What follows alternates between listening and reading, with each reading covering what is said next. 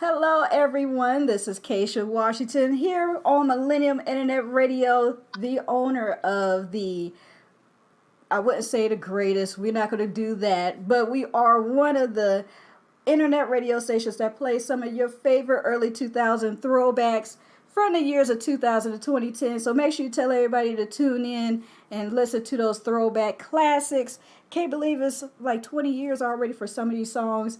But, we can always still jam and remember back in those days of what we were doing during that time. But today, I want to introduce a friend, a fellow Youngstown City School District alumni, also a gentleman who was in the military, who's a veteran, who loved the city of Youngstown and is running for office. And I have him here so he could talk to you all on the issues that he's looking to help with this with Congress, and also as well as trying to help out with the American dream that we all remember hearing back in the 90s and early 2000s, and getting back to that. I know a few of you all may feel a little hopeless with the elections and everything, but we still need you all to get out and vote. So I would like to introduce Michael L. Kripchak to the Millennium Internet Radio. How are you today?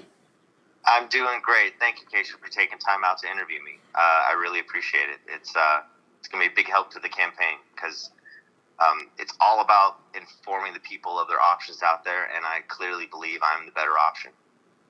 Yes, and I was able to do my research, so ladies and gentlemen, I need you all to do your research as well. Make sure you go to his website. I will have that up also on our Facebook and social media pages, but definitely check him out. Really great guy and does a lot. And we're going to go ahead and just get a little bit of who you are, just to feel who you are, Mike. So tell the people, like, where are you from? What school did you graduate from? The year? All of that type of stuff. Okay, yeah. So I'm Michael Kripchak, born and raised in Youngstown, Ohio. Graduated from Cheney in 2000. I guess I'll just go through the bio real quick. Afterwards, I attended the U.S. Air Force Academy, where I graduated as a distinguished graduate with a degree in physics and minors in mathematics and Japanese, although my Japanese is really rusty. And after that, I was stationed up at Hanscom Air Force Base right outside of Boston, Massachusetts, where I was responsible for doing some research, both classified and unclassified, as well as I was a science and acquisitions officer. So I also managed funds and was responsible for getting them to local businesses up there outside of Boston, so that they could help, the American warfighter do a better job, be safer. After the Air Force, moved back home to Ohio for a bit, and went out to Los Angeles. Worked in the entertainment industry, as well as doing a few odd jobs, as most of us aspiring writers and actors do. And then I attended New York University's School of the Arts, where I got a master's in interactive telecommunications. There, I focused my studies on augmented reality, virtual reality, took some machine learning and artificial intelligence classes. And I got to tell you right off the bat, it's really frustrating to hear the news interview Congress people, and they say, "What do you think about this AI?" And they're like, "Well, it's interesting technology we got to learn more about." And I'm sitting there screaming at the TV, "Give me the whiteboard." Right. And I could draw some diagrams for you. And I think it's just, especially now with how fast technology is changing, and it's just going to ever increasing change faster. We need people that understand the basics and fundamentals. So after grad school, a classmate and I started a business that took us to Erie, PA, where we were doing indoor location tracking for manufacturers for their equipment and tools, so they could find their tools faster, increasing efficiencies, as we say in the entrepreneurial world. But right as we were getting our first contracts, COVID hit, took our knees out from under us, and my parents were going through some surgeries, and that's what brought me back home to Youngstown. Wow. Well, you have a resume on you.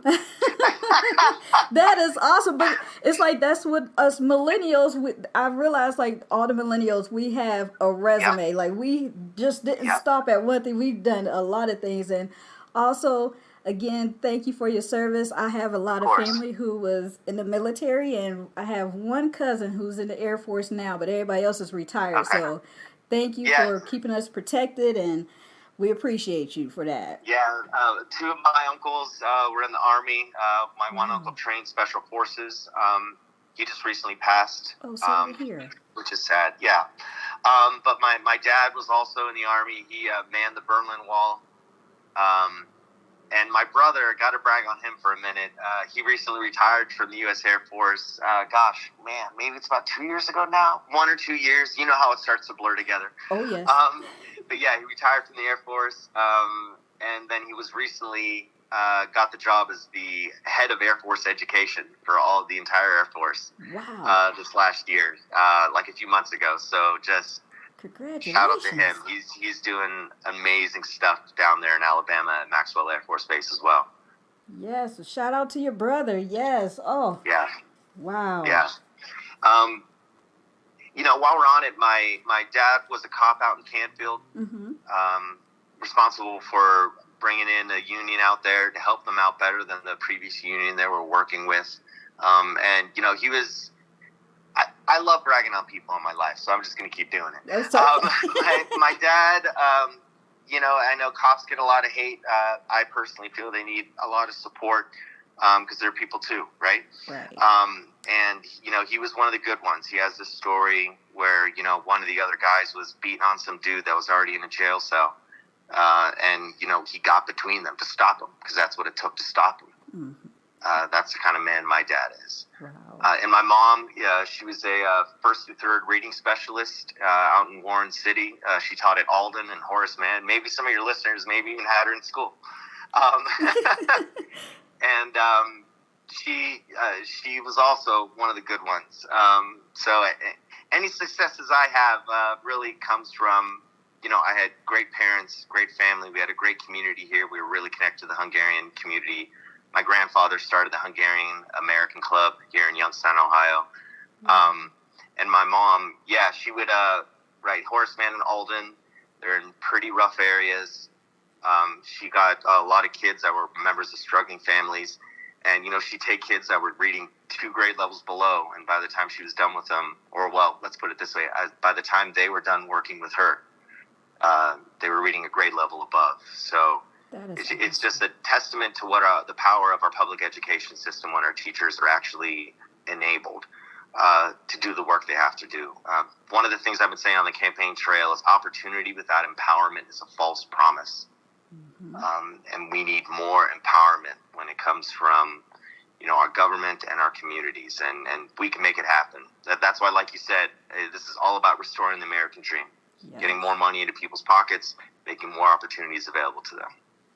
Yes. Oh, because I know myself at times I felt hopeless, and I know there's probably people that's tuning in, and I know a few people that's close to me who feel hopeless, and they're like, well, why should I vote? It doesn't matter. There's not going to do this. And I'm like, y'all still have to put your vote in. So hopefully you all, when you tuning in, you're listening to this, that you all truly listen to Mike and hear just the greatness that his family have done, and then also what he's been doing over the years, and now he's running to, help us to restore that American dream, to get back to a time where it was just fun, not stressful, so and I got to make a comment on that because, right, like the greatest pushback, the greatest fight we have against hate is hope. Right. And I know people are hopeless. This is why, I think we're having a lot of mental health issues in our country, right? Because we don't make these services available to people. And I personally put it on a lot of the reason that we're facing the drug addiction issues we're facing is people are hopeless. Yeah. And so they turn to extremes in order to get that hope back. And especially this election, they are expecting 8 to 10% turnout. Exactly. That means there's only going to be around 60,000 votes. So 30,001 votes could get us a U.S. congressperson.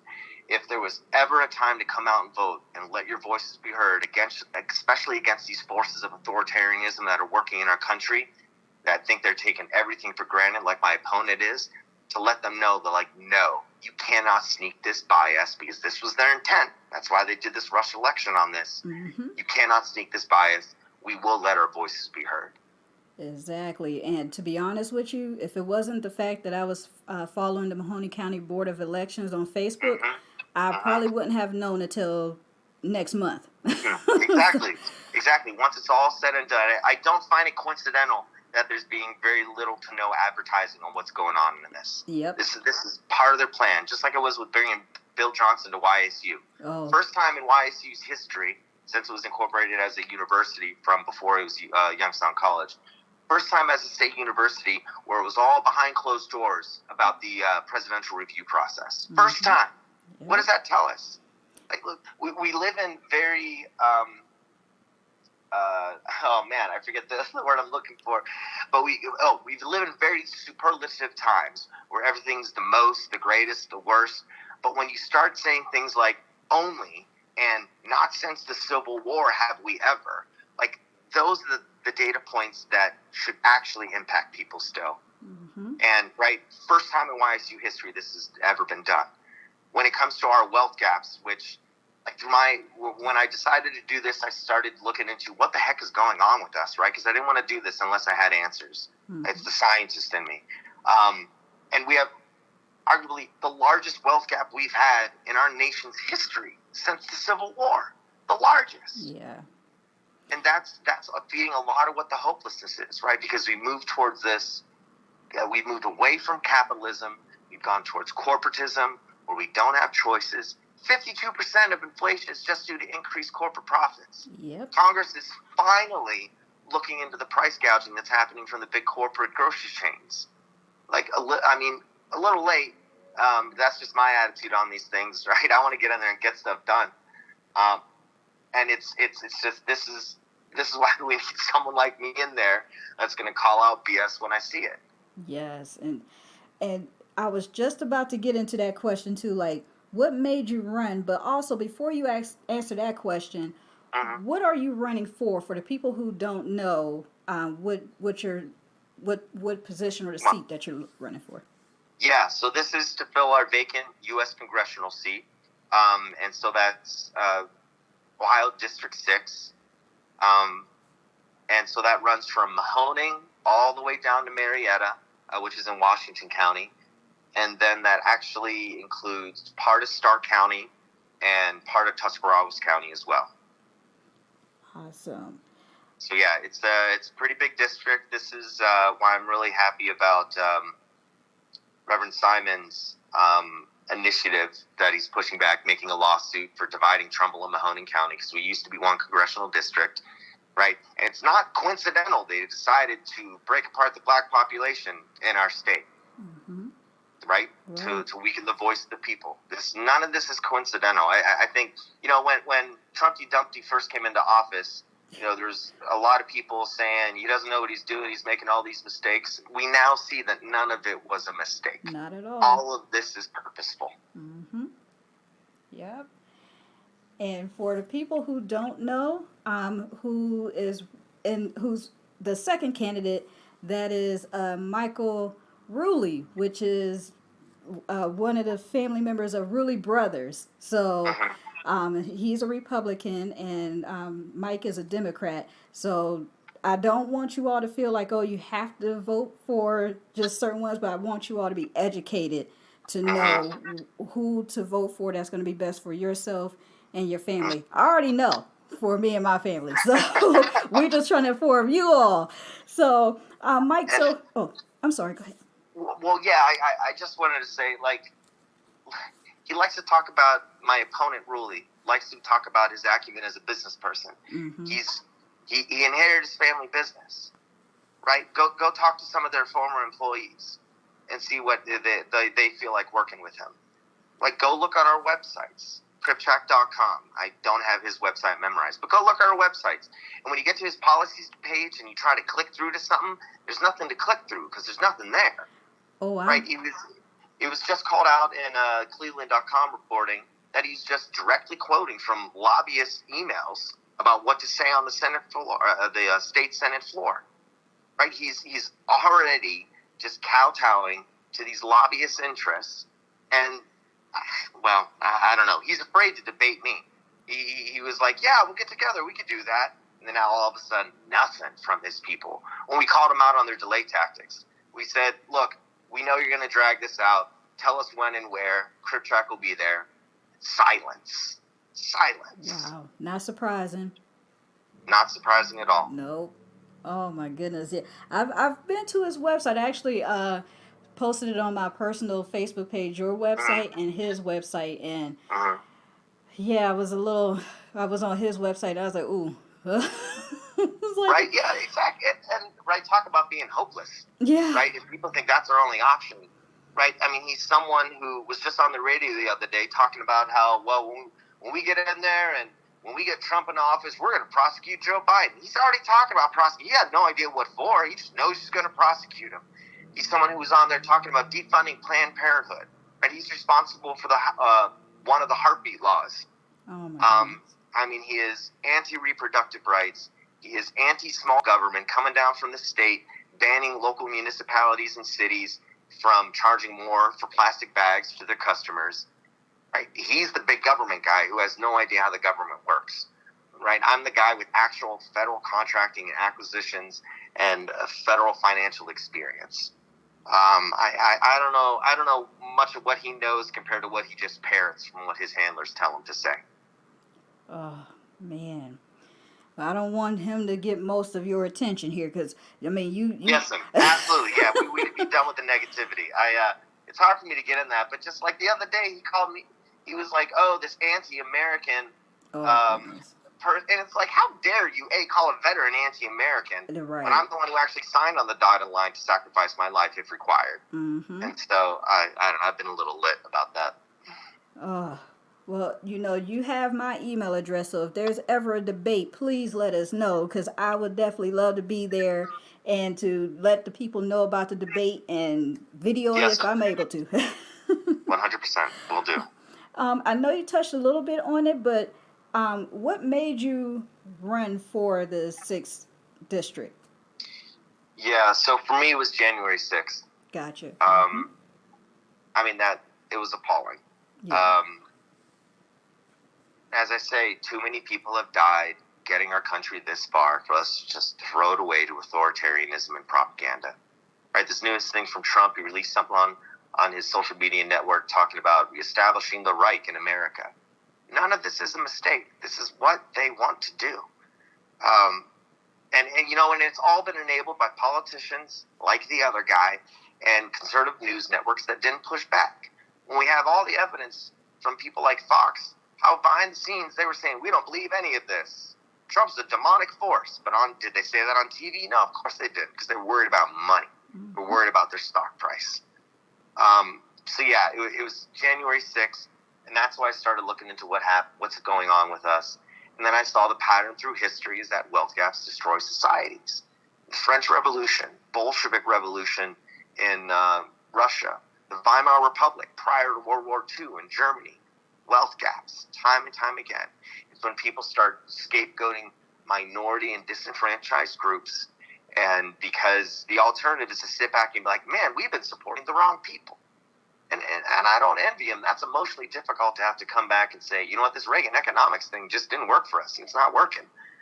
But it didn't work, and it's so much easier just to scapegoat the trans community, our ethnic communities, black communities. It's just so much easier to do that than to actually do the scientific thing, which is analyze the problem that's going on.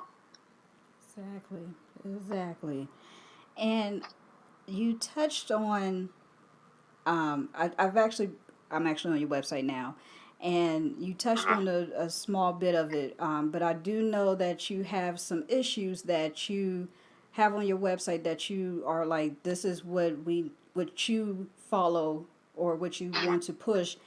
And Mhm. if you can, you talk a little bit about those issues that you want to push. And I know a few of them are already like, yes, that's what I was for. That's what I'm for. That's what I'm for. Mhm.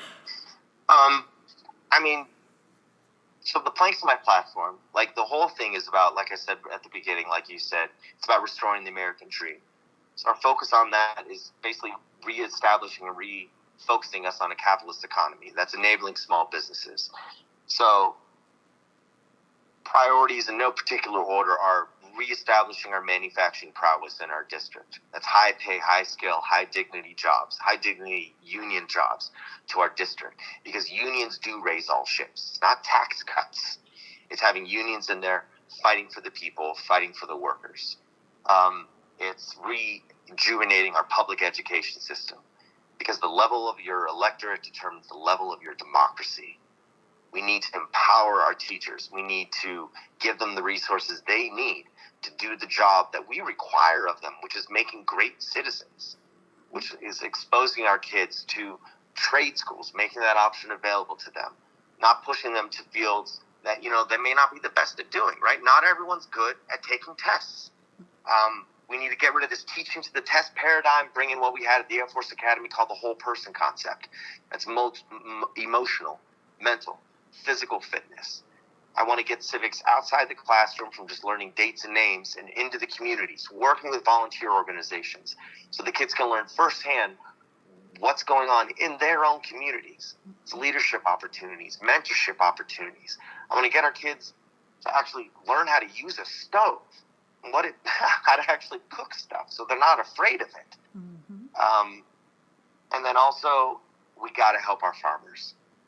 My campaign plank, we phrase it as free farmers from the control of big agriculture. But it's deeper than that. What I've been spending a lot of time these last few weeks traveling up and down the district, talking to farmers. I went down to the cattle auction down in Carroll County, Ohio, and talking to them and learning what they're facing when it comes to this big corporate control of, there's basically two food distributors in our country. 90% of our food supply is controlled by two companies at this point. Wow. Over consolidation. Their prices keep going up. When it comes to John Deere charging outrageous prices because of over consolidation in the market. I want to help them by getting a Farmstead Act passed, which is actually my first agenda in the first 100 days, because everyone keeps asking me, how are you going to work across party lines when everything's so divided? Right. And what used to bring the parties together was our farmers, the military and our farmers. And I want to get something passed for our farmers to help them, because so many of the farmers said, we have a problem with taxes because I can't even pass my farm down to my kids because they can't afford the taxes on it when we do that. Wow. I want to get a farmstead exemption to them so they can pass it on to their next of kin. This helps rejuvenate our farming core. And then that leads into all my aims when it comes to helping the migrant crisis that's going down on the southern border. Half the reason is because we pull back from helping our communities, our neighbors to the south. Mm-hmm. Right? We pull back our diplomatic corps. We pull back and shrunk USAID, which is basically a public-private partnership that helps provide nations with support that they need. I want to use our farmers, who are the front line of our diplomacy, to help feed these people to the south. We have some of the most abundant agricultural land on the planet, and you want to reduce migrant crisis. Make it so that people don't need to be refugees from their own nation. As we pull back from these areas, Russia, China have moved in, the Wagner mercenary group has moved in, causing disruption to their governments intentionally to increase the people that are coming up here, because Russia knows we get at each other's throats over this. Mm-hmm. Wow. Yeah, it's look, it's easy to seem overwhelmed by what we're facing. And that's because these problems have been left to fester for decades now. Decades, ever since Reagan era, the wealth gap has started to increase more and more. And we just keep brushing things under the carpet. And the GOP Reds, what they want to do is just, the best way to prove that government doesn't work is to make it not work. And that's their intent. That's why there's a border bill right now, just sitting there. It's not just a border bill. It's actually an immigration reform bill to actually address the problems in the system that we currently have that's been unchanged for decades now. And it's just sitting there languishing because they know it serves their purpose, which is to say to people, see, government can't help you. See how we're proving it to you because it's not helping you now, right? Wow. Yeah. This stuff didn't just happen overnight. Like you said, it's decades and decades. Decades and decades, man. It's crazy.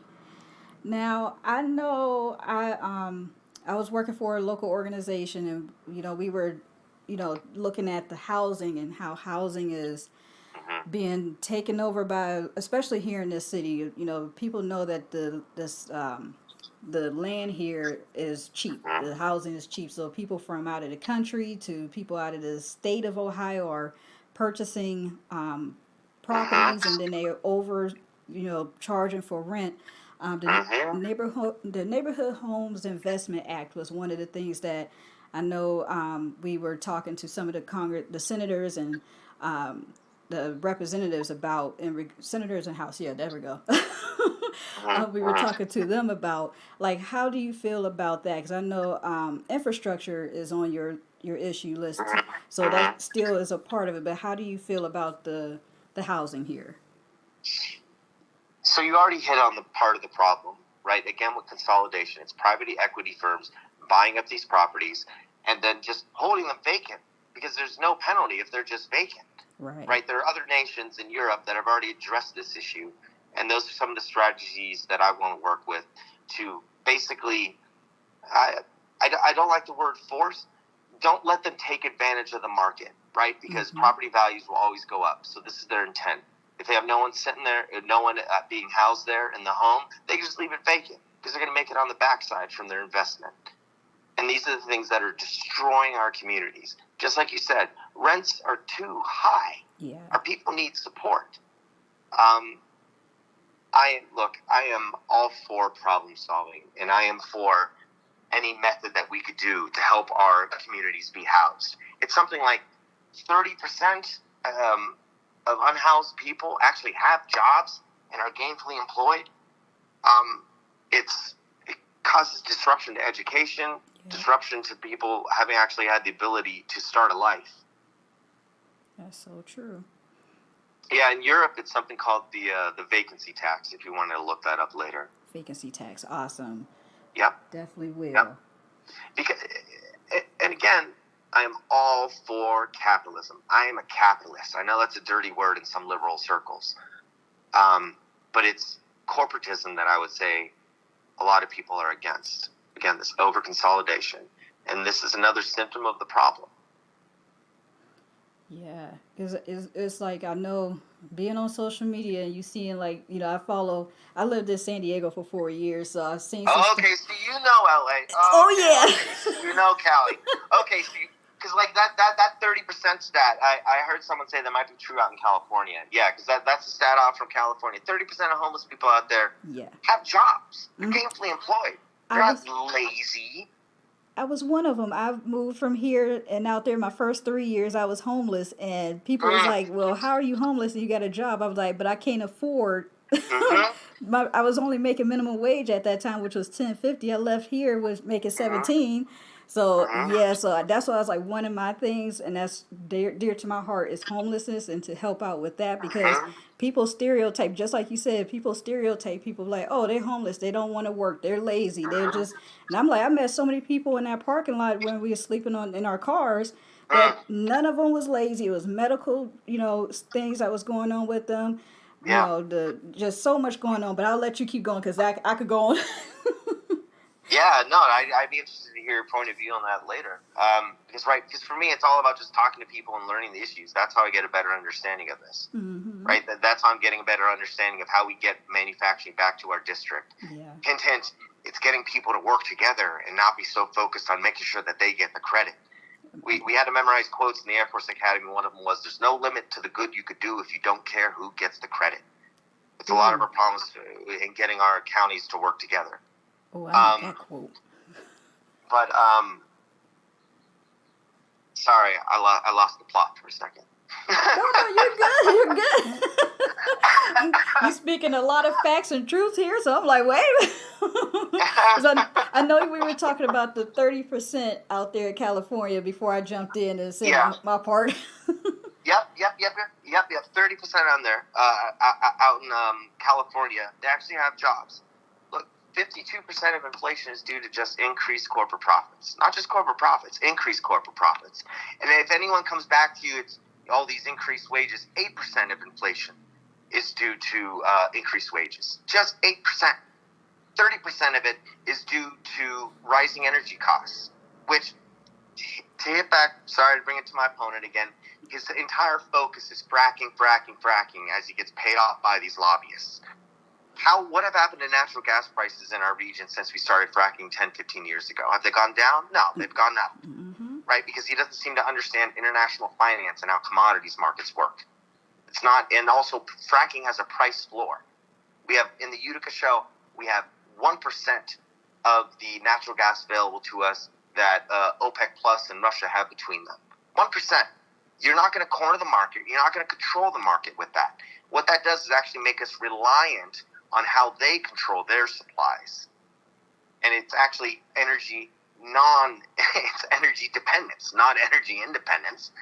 And if it was about energy independence, why are so many of the mineral rights going to foreign country companies? One of them has a 30% stake from China. Eastern Ohio Gas just got sold to a Canadian company. So that means that's a national security risk in my mind. And he's been the one that's in Senate. What do you do about it? Let it happen. So when it comes to inflation, when it comes to housing, most of the answer is having a proactive government when it comes to addressing problems. And that's something that we don't like here in America. We don't like being proactive when it comes to issues. And it's the same thing with people don't want to wear helmets and don't want to wear seatbelts when they're in their cars. It's a proactive step that we don't, we just have an aversion to. But when it comes to issues like this, when we see them rearing their ugly head, just like with climate change, global warming, we saw this coming from decades ago. Yep. Who were the first scientists that saw it happening? Exxon scientists saw it. And when they started getting silenced, they had either quit or got fired. Because they were like, yo, we're causing a problem here. We need to start addressing this. This is back in the 70s. We knew about this stuff. And then all the, BS. No, that's not really swearing, right? No. All the BS running saying like global warming is not happening. Yeah, who's funding those efforts? Big oil. When they were the first ones to see the problem, and they didn't want to solve the problem because they didn't want to diversify their energy sources like we need to currently diversify our energy sources. Moving on to green tech, and one of my big projects is to commercialize fusion energy. Germany just announced a 15-year plan, $60 billion to commercialize fusion energy, because we finally had steps to this. It's kind of the energy golden egg. If and when we get this working, it's literally world-changing. And this is America. We are the frontier pushers. We need to be leading the way. This is how we maintain global supremacy like we have right now, is to push forward on fusion energy commercialization like my plan is for when I get into Congress. Yes. Oh, I'm liking what I'm hearing. I'm liking what I'm hearing. Glad to hear. Yes. Ma'am, I want to add, since you've been to my website, I didn't know if you had a chance to go to the press releases. And then we don't often get a chance to talk about it, so I want to take this opportunity now. I have something in there called the Red Tails Initiative. And that's specifically designed to increase black and minority community representation in the upper echelons of the American business structure. It includes adding designations from the Security Exchange Commission so that boards start reporting their diversity. It includes programs, because so much of business is about who you know. Exactly. And it's working with different African-American fraternities and sororities throughout our country, getting them connected with business groups, getting them connected with black members that are already working at the upper echelons of our businesses, and start fostering that same community that, up until recently has been entirely denied to them. right? Yep. And right when we don't even need to get into redlining, Oh, official and unofficial, and the effects that that's had when it comes to black ownership and wealth ownership. mm-hmm. Right? These are systemic issues, and if anyone says otherwise, that means they're saying our black Americans are genetically less than the rest of us, and I refuse to believe that because there's no way that is true, and I do not. Sorry, I get a little heated about that because that's the only alternative. Either there's something going on in the system, or black Americans and ethnic Americans aren't as whatever as, white America. Mm-hmm. And it's disgusting. Sorry, I'll be frank about that point. No, you're good. I didn't even see. Well, I went to your press page, but I didn't open up the stuff. But I'm actually on the Red Tails Initiative Now press, and so yeah, it's okay to share this on social media, right? Yes, absolutely. Please do. And then you said you were going to post on my website, www.kripchak.com. My Facebook is where I'm most active. There people can find my speeches and different talks I give after I do certain events. And the name of that is Kripchak for Congress, and that's on Facebook. And again, the Red Tails Initiative, because there's a lot of initiatives currently. We could discuss whether or not they've been totally successful or not. But a lot of initiatives for helping Black America up from, poverty level up to middle class. And so we saw, again, the scientists in me analyzing the situation saying, you know what, here's a hole that needs to be filled. It's like, what then? Right? Middle class, and then boom, this is how we get them into the upper echelons of our economy and class structure. Nice. Yeah, I'm definitely going to share this because it. Thank you. I never know how to talk about this because I don't want to come across as pandering. Sorry, I'm being a little too honest. I guess this is the non-politician in me. Because I hope it's not coming across like that at all. It's always a personal concern of mine. It's just right. I went to Cheney High School. Right? We were half our school was black and white and with some Hispanic. Diverse. Right? Yeah, diversity. And one of the things I've learned throughout, all my different career fields and living throughout the country, and I spent some time living overseas, it's just so much of life is about exposure group. Mm-hmm. So much life. And I was shocked. Like in the Air Force Academy, I had friends that literally had no black people in their town. Right? So that means what's their exposure to African Americans? Exactly. Right? It's just what's shown on the news and, maybe some music videos. Like, yep. and that's it. And it's just like, oh man, this is half the source of the problem is just that. Yeah. Exposing our citizens to each other is so vitally important. And that's why it was kind of good for me to leave the community, because when I went to San Diego, I met so many different people from different ethnic backgrounds and got a chance to learn their cultures. And it was just like, oh my gosh. And then they got a chance to learn about my culture. And, and a lot of them, there's some that didn't know too much about the black culture. And it was like, they had some of the stereotypes. It was like, oh no, that's not all. Like what you see on TV is not what's really going on. So exactly. Exactly. But yeah. And, okay, I gotta ask. In LA, I ran into a lot of people from Youngstown. Did you have the same thing down in San Diego? Oh my goodness, yes. And when I tell you, it was like almost a reunion. Right? I'm like, dang. I was at the grocery store. It was the grocery outlet out there in San Diego, and I had my Youngstown. I always represented Youngstown, so I had my Youngstown State shirt on. Nice. And he was like, wait a minute, I recognize that Y. And I turned around and he was like, I knew it, Youngstown State, I'm from Youngstown too. He was like in the store laughing and joking and talking about stuff. People looking like, what are they? We're everywhere. Yes. And like, I guess to bring it back to the politics thing, like everyone talks about the immigration problem. And here in our district, we have an immigration problem with people leaving the area. Yeah. Right? Yeah. We're not going to bring people back if we have these ultra-restrictive reproductive rights that don't allow common-sense abortion laws. Yes. Right? We're not going to bring people back if we just have, fields of an extractive fracking economy. That's not going to bring the youth back. We need to get them, like you said, hope. We need to give them purpose. We need good schools so families want to move here.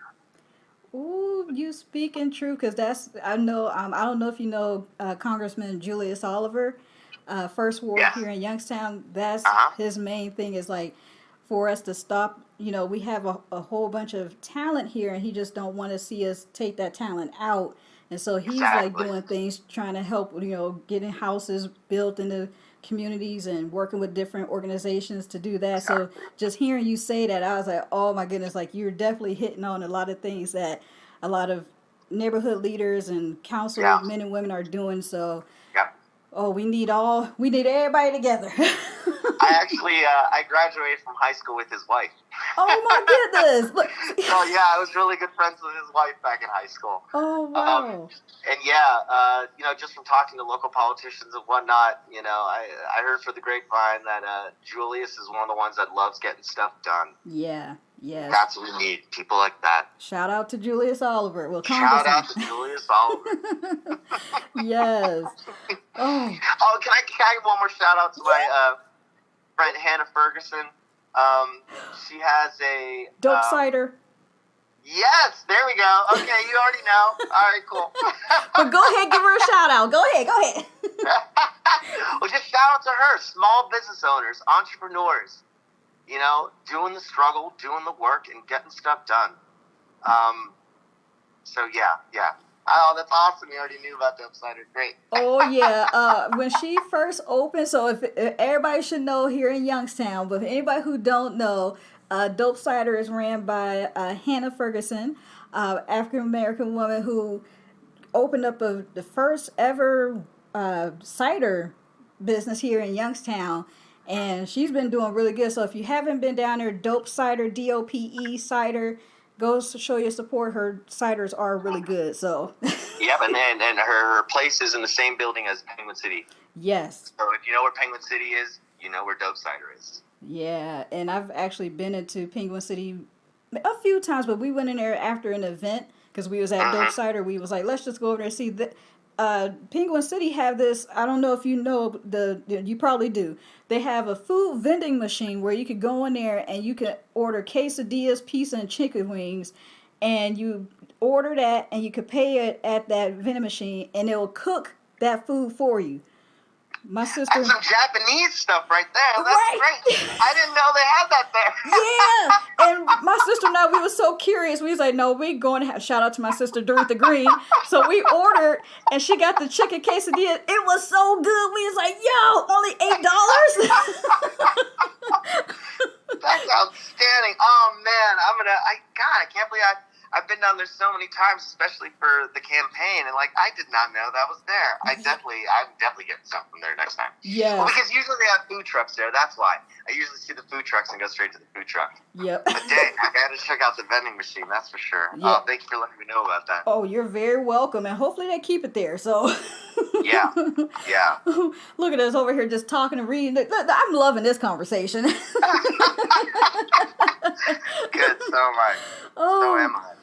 Yes. So I just want to see here. So we were talking about, because I'm thinking of some possible questions some people may have, especially for our seniors, or Okay. also another key part of our community. And I know a lot of seniors they speak about. Shout out to Miss Cora Austin. She have a program with seniors. The seniors don't feel like they have enough help in the communities in regards to They don't. yeah. Sorry. They have their own homes and they want to keep their homes, but they can't have their homes because they need repairs. And so how do you feel about that? What do you... I feel to be a society that disrespects its elders the way we do is abhorrent. Yeah. Right? Let me just get this out of the way real quick. I fully support funding Social Security. I fully support removing the wage cap that's on there currently. If you look at the GOP plan, they want to defund Medicare. They want to over-privatize it. They want to raise the retirement age. They want to make things more and more difficult. They want to remove prescription drug caps. We need more of those. The biggest handout we have as a country is to our prescription drug providers. We are one of the only nations on the planet that doesn't junk negotiate drug prices. And And they say, oh, we need this money for R&D. That's why we do it. Yeah, but they're publicly traded companies. So we see that 90% of the overcharges they're giving us go towards corporate and executive bonuses.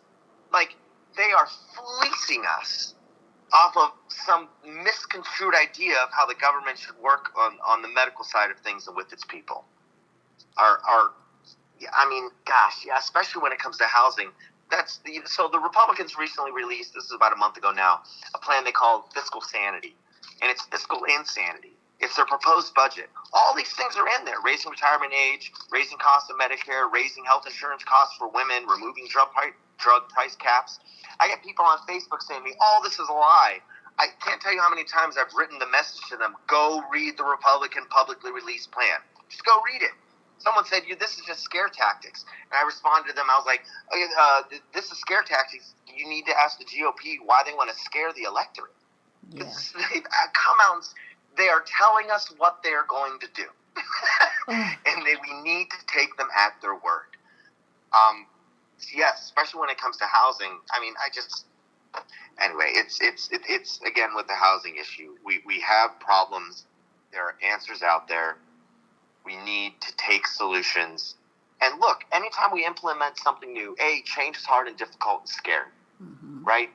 But so many of the solutions we already have, they're just not being enacted fully as they should be. And then if there's something that comes down the pike and we're like, oh, here's a problem that's appeared, rectify the problem. Just fix it. Yes. Yep. Oh, so I'm hoping from this conversation, because I don't want to hold you up. I know we headed towards an hour. Oh, okay, it's all good. Yeah. You probably got a limit too. All right, that's fine.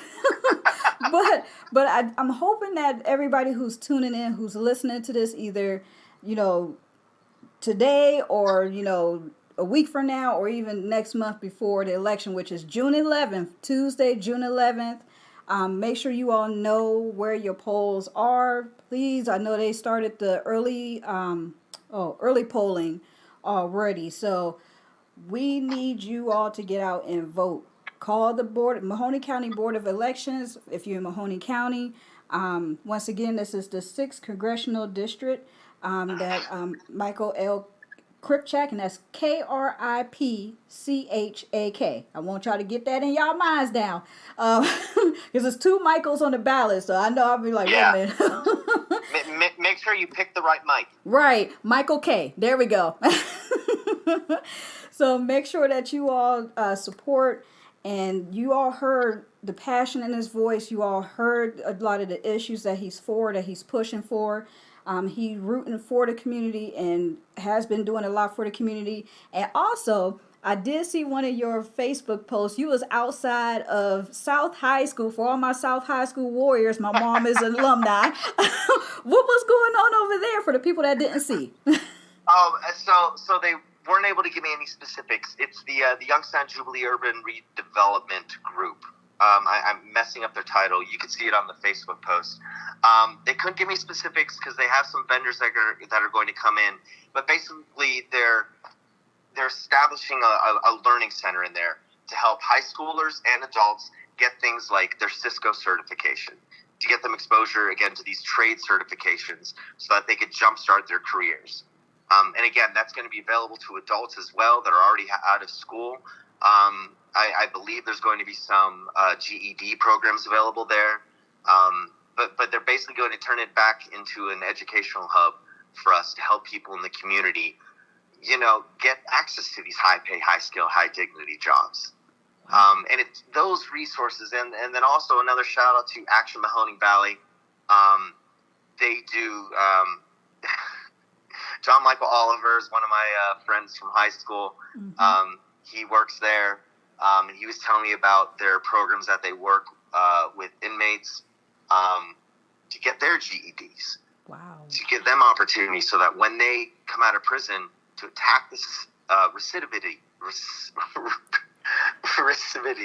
problem we have in our country, where, people come out of prison and they don't have options, they do something terrible, and they're right back in. Mm-hmm. And again, having to be proactive. And it's groups like Action Mahoning Valley that are working against that. And they And then I've already spoken to him about how I can help him from the federal government side, and that's grants. That's funding opportunities for them. And I have full intention to do that. As far as the election, yes, June 11th, early voting has already started. In Mahoning, it's the Board of Elections that you can head down there and cast your ballot.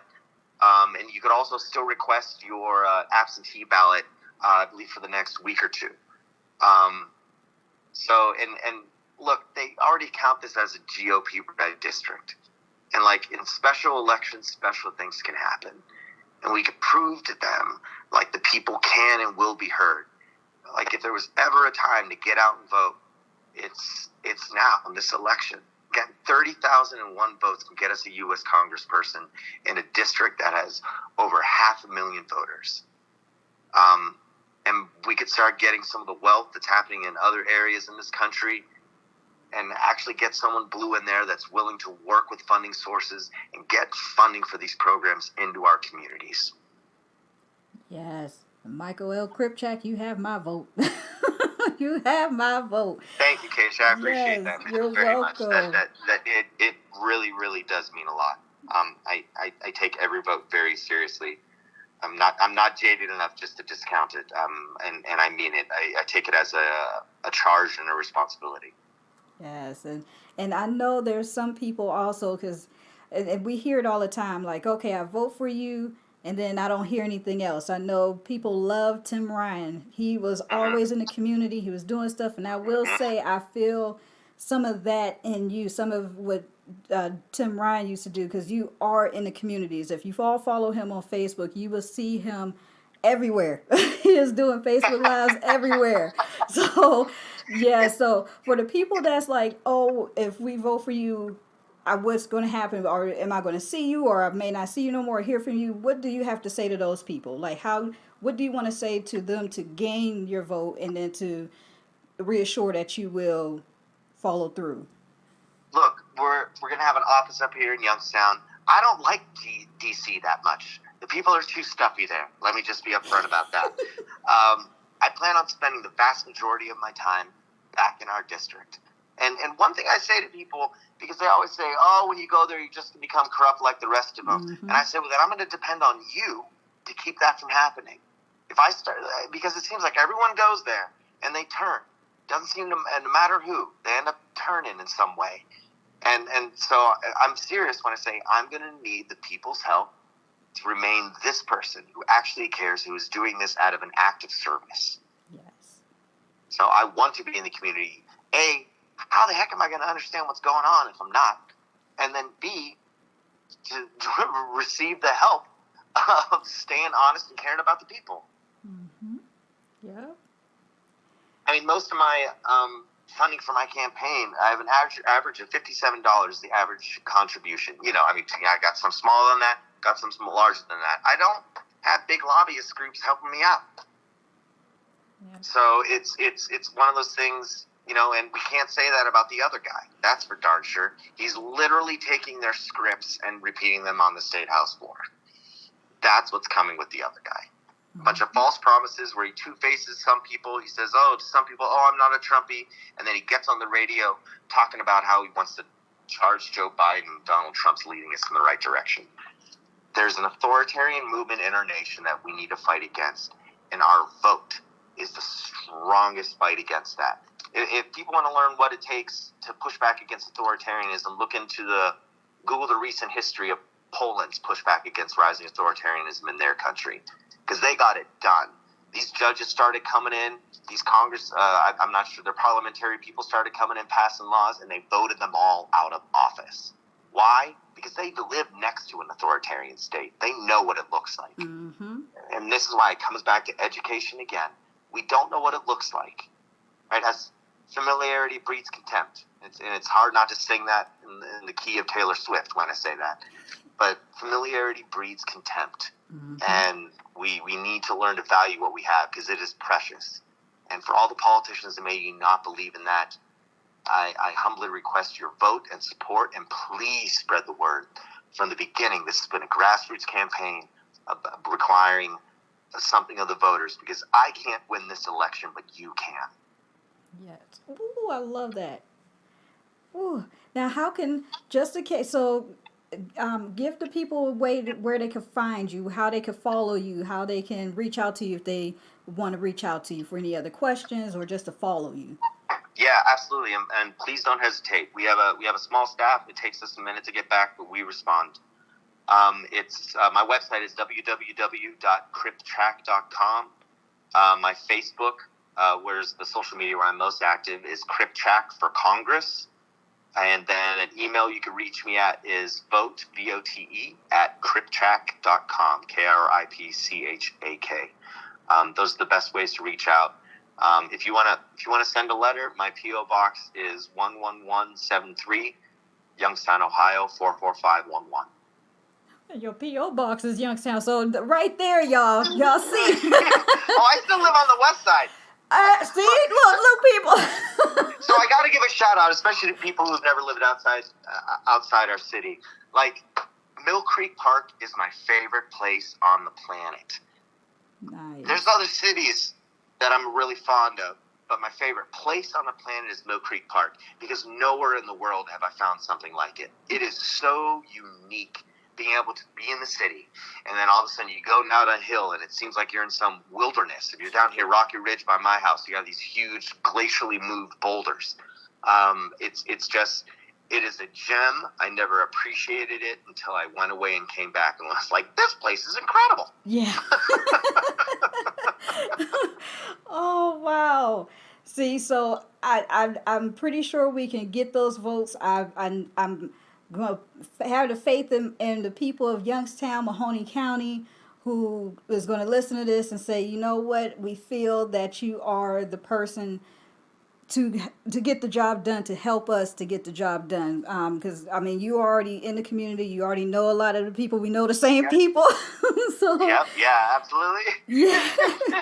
So I truly am honored to have you on my show to talk about yourself and talk about the campaign and let the people know and informing the people of something that they may not have known beforehand. I know some people was like, I don't know either one of the two guys, so that's when I was like, well, let me reach out to your team and see if I can get you first. And so this right here should be that seal that can say like, okay, I know Michael L. Kripchak and I know that he's here for us, and they can hear your voice and they can hear the passion in your voice. So I truly appreciate you, and anything that you need from us, well, me from Millennium Internet Radio, let me know. I can post up your logo on the website. I can send out what you need me to send out, but also I'll share some of those press releases also on the site as well. So awesome. Yeah, no, that'd be outstanding. And if anyone wants to get on our emailing list,